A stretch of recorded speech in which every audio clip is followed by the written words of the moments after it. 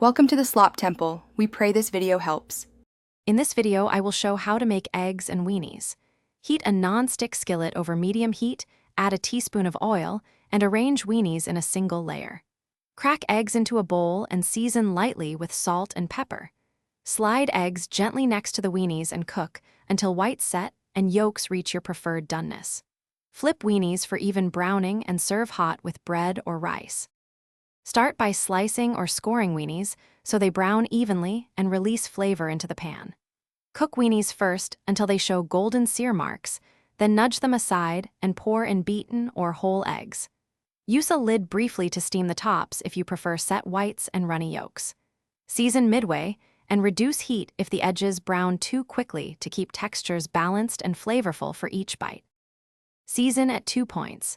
A little salt when eggs are cracked and a finishing sprinkle after plating. Try smoked paprika, chili flakes, or black pepper for contrast against salty weenies. Pair eggs and weenies with toast, rice, or a simple salad to round out the meal and prevent it from feeling too heavy. Finish with fresh herbs or a lemon squeeze to add brightness and make each bite pop with balanced flavors. Thanks for watching. Consider subscribing if we helped you.